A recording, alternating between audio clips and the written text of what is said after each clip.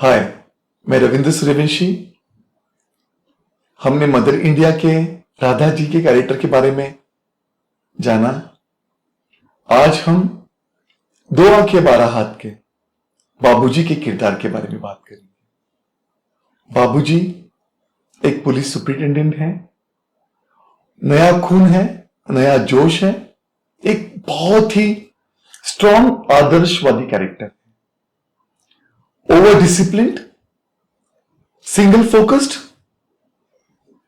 और वो चाहते हैं एक नया प्रयोग करना। गुनाहगारों को कैद खाने से बाहर रखना चाहते हैं, उनको इंसान बनाना चाहते हैं, जिसके लिए उन्हें 6 अपराधी चाहिए, और मामूली अपराधी नहीं, इस तरीके के अपराधी चाहिए जो सजाए मौत, जो किसी का खून किया हुआ के पर सजा काट रहे हैं, ऐसे उन्हें कैदी चाहिए। शंकर पासी डकैत। हाँ, डकैत। जमींदार का खून किया। हाँ, किया। और ऐसे कैदियों को उन्हें जेल से बाहर ले जाके किसी सुनसान जगह पे जाके उनमें जिम्मेदारी, उनमें डिसिप्लिन, आजादी और एक अच्छे नागरिक उनको दोबारा बनाना है। तुम्हें अपनी रोटी खुद अपने ही हाथों कमानी है, वहां तुम लोगों पर दहशत डालने वाला कोई नहीं होगा। वो एक इतना डिफिकल्ट, एक ऑलमोस्ट इम्पॉसिबल टाइप का एक प्रयोग करना चाहते हैं, जिसके लिए सरकार उनकी जमीन जायदाद, उनकी नौकरी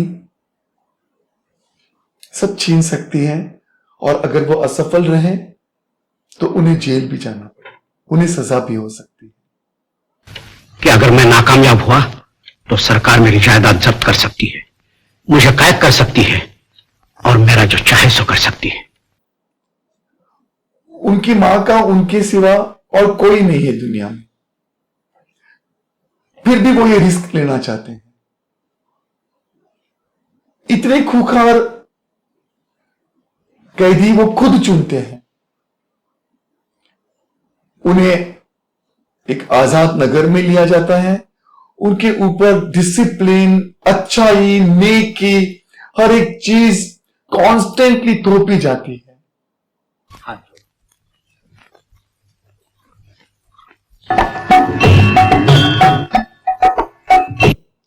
ये इस तरह के बाबूजी हैं, एक ऐसा कैरेक्टर है जो खुद आदर्शवादी होने के बावजूद साथ साथ ये आदर्शता, ये डिसिप्लिन वो औरों पर भी सख्ती से लागू करना चाहते हैं।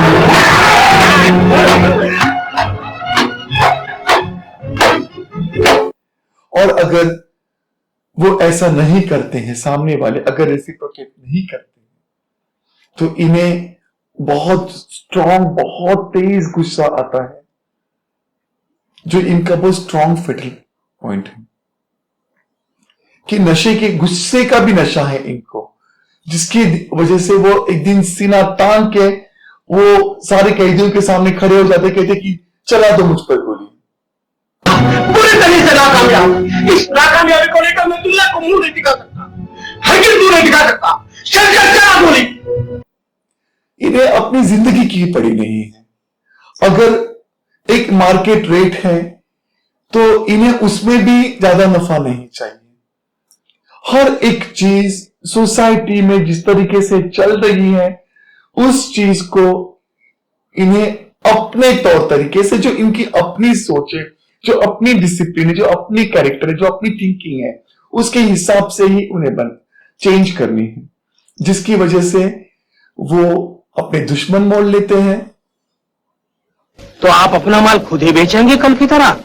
जी हां, मेरे सिवाय कोई व्यापारी नहीं टिका आज तक उस बाजार में। और अपनी जान गंवा बैठते हैं।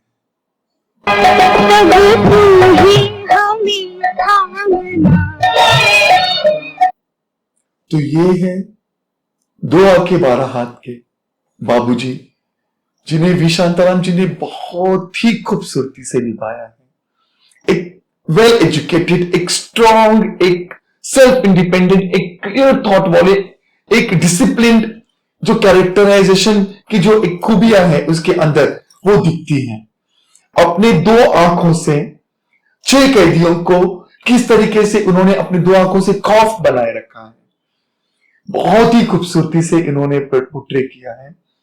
और ये कैरेक्टर उन्होंने इतना सुंदर निभाया है कि आज भी 2 आंखें 12 हाथ बाबूजी वी शांताराम जी, हम उन्हें ऐसे ही याद करते हैं। आशा करता हूं कि आपका जो किरदार है, जो आपकी आइडिया जो है कहानी के लिए, उसके कैरेक्टर में भी अगर आप बाबूजी जैसे ट्रेड्स जो हैं, जो गुण हैं, और कैसे एक बहुत स्ट्रॉन्ग गुण उनका अवगुण बनके उनकी जान ले लेता है, उनके दुश्मन क्रिएट कर देता है, ये आप भी देखिएगा। अगर आपके किरदार ऐसा है और अगर तो उसकी खूबियां वो बढ़ा दीजिएगा हर एंगल से, अगर नहीं है तो कोशिश कीजिएगा कि उसमें ये सारे ट्रेट्स आप डालें और उसको एक कंप्लीट सशक्त किरदार बनाएं। श्री 420 राज एक मेहनती, यंग, डायनेमिक, पढ़ा लिखा पर बेरोजगार लड़का है जो नौकरी की तलाश में मुंबई आता है। यानी कि काम ना है? काम ही की तलाश में तो मैं इलाहाबाद से यहाँ चल कर आया हूँ। तो भाई तुम्हारे शहर में पेट भरने के लिए क्या करना चाहिए? और यहाँ आने के बाद उसे 2 टाइप की कम्युनिटी कहो, लोग कहो, क्लियर दिख जाते हैं, मेहनती पर बेघर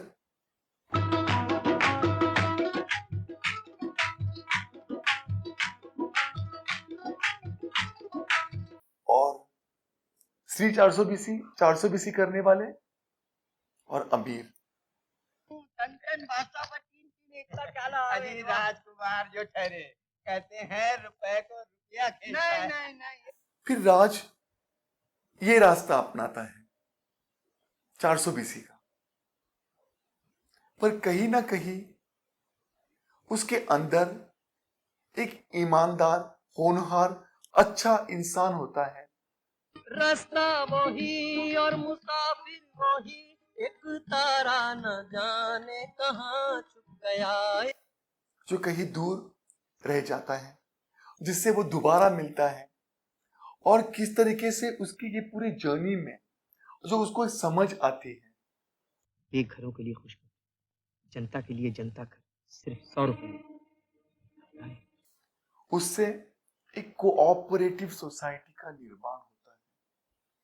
एक इतनी बड़ी बात हो जाती है। फिर आप अपनी गवर्नमेंट से जाकर ये कहें कि ये रहा 1.5 करोड़ रुपया और हम लाखों आदमी की हिम्मत और मजदूरी है, हमें जमीन दो, हम अपने घर खुद बनाएंगे।